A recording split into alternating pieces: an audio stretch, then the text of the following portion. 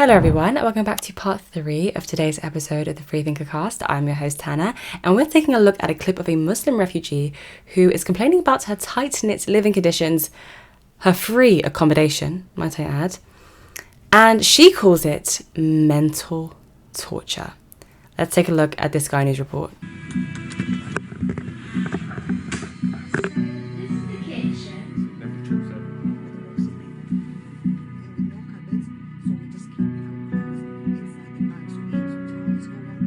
This is wrong.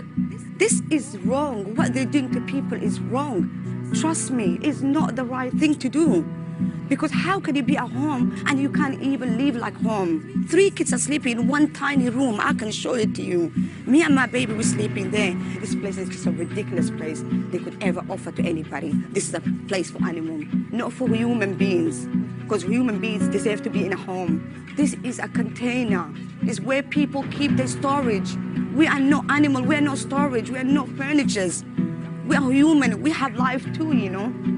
And this is just ridiculous, seriously.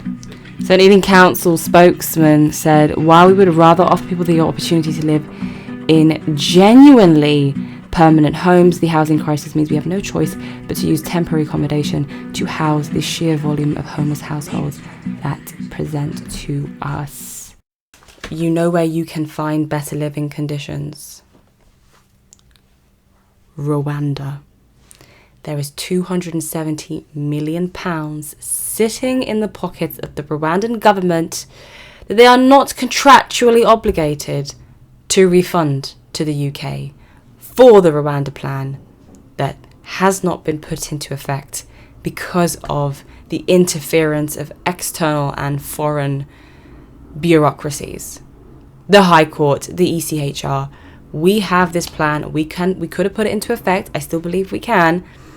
Because Rwanda has demonstrated to have produced and sustained dignified living conditions for refugees of various different backgrounds. They take good care of Burundians. Is that how you call them? Burundians? People from Burundi. And they have we spoke about this in a previous episode, the Mahama refugee camp. They have vocational training centres, health centres. They have educational centres, youth centres, schools. They have everything. It's far more spacious than a storage unit or a shipping container.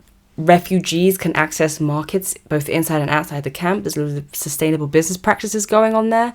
It is far more spacious and multifaceted than a storage container in Ealing. She's in Ealing. I don't know if you've been to Ealing.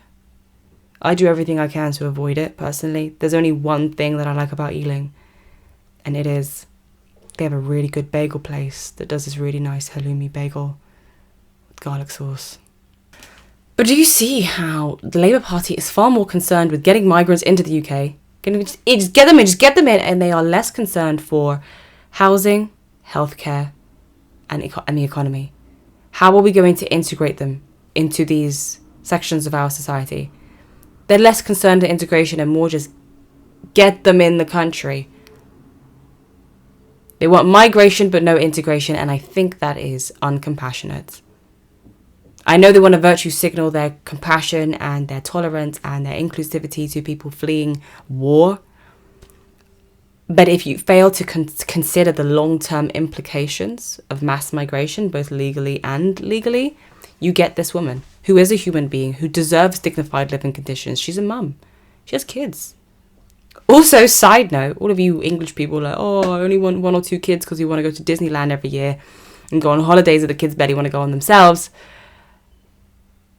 This Muslim woman has 4 kids living in a converted storage unit, and you can't pop out a baby because you want to have loads of expendable income.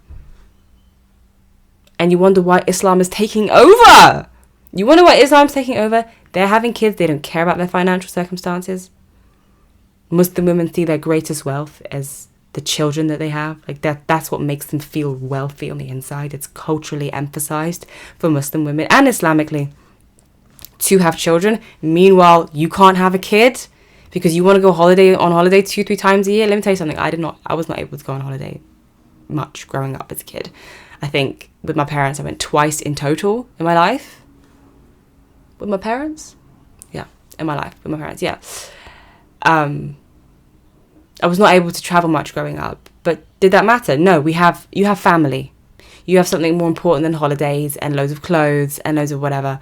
You have each other, no matter how dysfunctional it can be at times. This is why Islam is taking over. Just warning you, you're so concerned about the border crisis. You should just have children, have more whites babies, and you shouldn't be too concerned about the rapid insurgence of Islam and the Islamization of towns and cities in the UK. The Labour Party ultimately is overambitious and unrealistic at the expense of the dignity of human beings, mothers, children.